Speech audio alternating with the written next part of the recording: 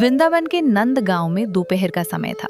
सूर्यदेव आकाश में चमक रहे थे और गर्मी के कारण गांव की सभी गोपियां अपने अपने घरों के दरवाजे बंद करके विश्राम कर रही थीं।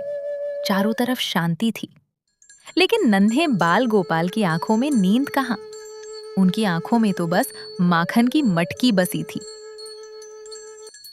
कन्हैया ने अपने सखाओं मधुमंगल, सुदामा और श्रीदामा को धीरे से इशारा किया। बाल ग्वालों की ये टोली दबे पांव एक गोपी के घर की ओर बढ़ी। कान्हा को पता था कि इस गोपी के घर में आज ही ताजा माखन बिलोया गया है। घर के अंदर पहुंचकर उन्होंने देखा कि गोपी गहरी नींद में सो रही है, लेकिन माखन की मटकी छत से लटकी हुई छींके पर रखी है। कान्हा मुस्कुराए और अपने मित्रों से बोले, चिंता मत करो, माखन तो हम ही खाएंगे। योजना के अनुसार एक सखा नीचे झुका, उसके ऊपर दूसरा चढ़ा और इस तरह एक पिरामिड बन गया। सबसे ऊपर नटखट कान्हा चढ़ गए, लेकिन हाथ अभी भी मटकी तक नहीं पहुंच रहे। कान्हा ने पास ही रखा ओखल खींचा और उस पर चढ़ गए। अब मटकी उनके सामने थी। कान्हा ने धीरे से मटकी में हाथ डाला और सफेद सुगंधित माखन निकाला।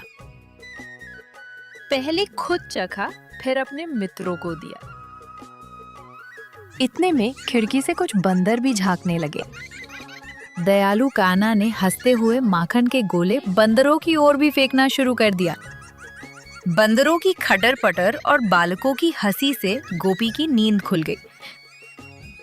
अच्छा, तो तू है वो माखन चोर जो रोज हमारा माखन चुराता है। आज मैं तुझे नहीं छोड़ूंगी, सीधा यशोदा मैया के पास ले चलूंगी। अरे गोपी, मैं माखन थोड़ी खा रहा था। मैं तो देख रहा था कि मटकी में चींटियां तो नहीं घुस गई। मैं तो बस चींटियां निकाल रहा था ताकि तेरा माखन खराब ना हो। गोपी को कान्हा की बातों पर हंसी तो आई, लेकिन वो सख्त बनी रही। वो कान्हा का हाथ पकड़कर यशोदा मैया के पास ले गई। देखो यशोदा, तुम्हारे लाडले ने आज फिर मेरी मटकी फोड़ दी और सारा माखन बंदरों को खिला दिया। अब तुम ही इसका न्याय करो। मैया मोरी, मैं नहीं माखन खायो। यह गोपी झूठ बोलती है। इसने खुद मुझे अपने घर बुलाया था और अब मुझे डांट रही है।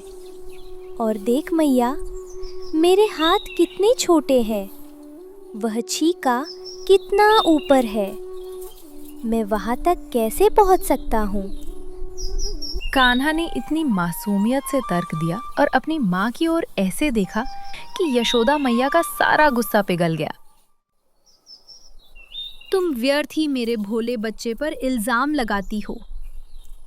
गोपी अपना सा मुंह लेकर रह गई और कान्हा अपनी माँ के आंचल में छिपकर मंद मंद मुस्कुराने लगे। ये है हमारे बाल कृष्ण की लीला, जो अपनी चतुराई और मासूमियत से सबका मन मोह लेते थे। उनका माखन चुराना केवल भूख नहीं, बल्कि ब्रिजवासियों के प्रति उनका प्रेम और अधिकार था।